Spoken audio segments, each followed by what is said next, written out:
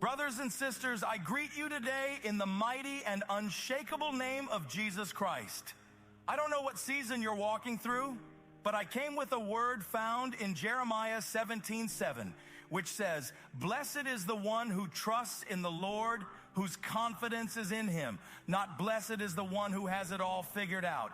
Not blessed is the one who never struggles, but blessed is the one who trusts, who leans not on their own understanding, but stands firm in the faithfulness of God." Trusting in the Lord is not a backup plan. It's not what we do when all else fails. It's the foundation of faith. To trust in God is to build your house on rock instead of sand.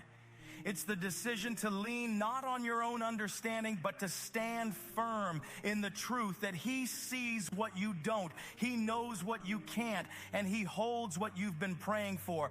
Faith doesn't mean you won't have questions. It means you've chosen to believe through them. Blessed is the one who can lift their eyes above the storm and still believe that the sun is shining behind the clouds. That kind of faith doesn't come from personality. It comes from presence. The presence of God in your life turns valleys into classrooms and delays into divine appointments. Trusting in the Lord is not a one-time decision. It's a lifestyle of surrender. It's the way we wake up and the way we lay down. It's saying, God, I don't just trust you with my eternity, I trust you with my now. Some trust in horses, some trust in chariots, some trust in strategies, systems, and timelines. But the one who is truly blessed is the one who trusts in the Lord. Why? Because everything else can collapse, but He remains. The markets may fail, the opinions may shift, the people may walk. But when your trust is in the Lord, you are not easily moved. You are planted, you are sustained, you are fruitful, even in famine. In the Bible, King Jehoshaphat faced a great army coming against him. Fear could have driven him to make alliances or retreat. But instead, he stood before the people and said, "We do not know what to do, but our eyes are on you." That is trust. That is the blessing of surrender. And the result? God delivered them without them having to fight. When you trust God fully, He will fight battles you didn't even know were forming. The blessing that comes with trusting God is not just peace, it's direction. Proverbs 3:5-6 says, "Trust in the Lord with all your heart and lean not on your own understanding. In all your ways submit to Him, and He will make your paths straight." If you're feeling lost, confused, or unsure, your answer is not in control, it's in trust. You don't need to see the whole staircase. You just need to take the next step with faith. Trusting God doesn't mean everything will be comfortable. It means you'll be carried when it's not. It means you'll walk through fire and not be burned, not because of your strength, but because of who walks beside you. Look at Shadrach, Meshach, and Abednego. They trusted God even when it meant the furnace. And what happened? The fire didn't consume them. It revealed God's presence. Let me tell you something. When you trust in the Lord, you walk differently. You speak with assurance, not arrogance. You move with peace, not panic. You wait with purpose, not fear. Trust gives you a spiritual backbone. It keeps you standing while others are falling. It gives you perspective when all you see is pressure. It makes you bold when everything in your flesh says to retreat. We often say we trust God, but when delay shows up, we start to question. When the answer takes too long, we start trying to force it. But true trust waits with faith. True trust says, even if it takes longer than I thought, God is still on time. Blessed is the one who doesn't just trust when it's easy, but who continues to trust when nothing makes sense, because that's when trust becomes power. Look at Ruth. Her world was turned upside down. Her husband was gone. Her future looked uncertain. But instead of returning to comfort, she clung to Naomi and said, "Your God will be my God." That was trust. That was faith. She had no idea what was ahead, but her trust in God positioned her for redemption. And God took her from loss to legacy. That's what he does when we trust him. Blessed is the man or woman who can say, "Lord, not my will, but yours be done." Because that's the kind of surrender that brings supernatural favor.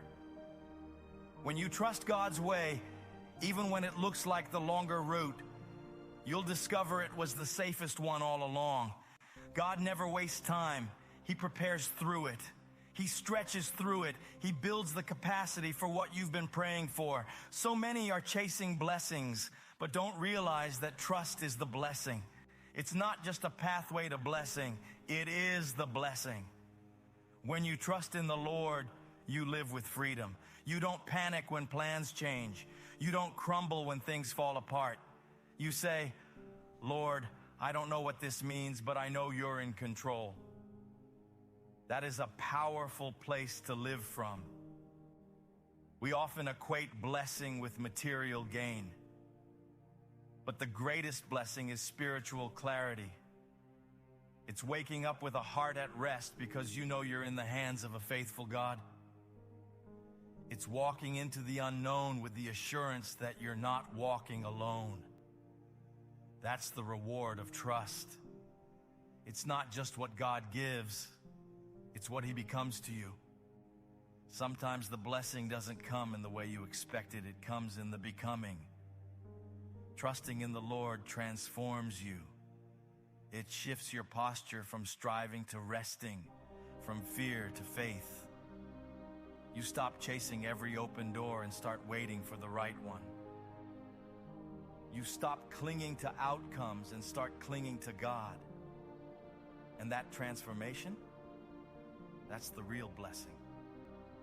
You become stronger, wiser, more aligned with heaven's rhythm. That's what trust births in you. When your trust is rooted in the Lord, you don't just survive the storm, you rise in it. Because your hope isn't based on what's happening around you, but on the one who reigns above it. Like Paul and Silas in the prison cell, you learn how to praise in the midnight hour. Not because the chains are gone, but because your faith is alive. That kind of trust breaks spiritual ceilings. It calls heaven into your situation and shifts the atmosphere around you. Trusting God in the dark is what qualifies you to walk in the light. It's in the unseen that your roots go deep. It's in the waiting room that your character is shaped. It's in the uncertainty that your ears become sensitive to his voice. So don't despise this season. Don't rush past it. This is the ground where trust is formed, and with it comes a blessing that no one can steal. Faith isn't always flashy. Sometimes it looks like getting up and showing up when you don't feel it. Sometimes it looks like saying no to what's easy and yes to what's holy. Trusting God won't always make you popular, but it will make you powerful. Because when God sees trust, he releases grace. And grace can do more in one moment than striving can do in a lifetime. Maybe you've been walking through a season where you feel forgotten, where prayers seem unanswered, where doors stay shut. Hear me. You are not forgotten. You are being prepared. The blessing is coming, but right now, the blessing is in your trust.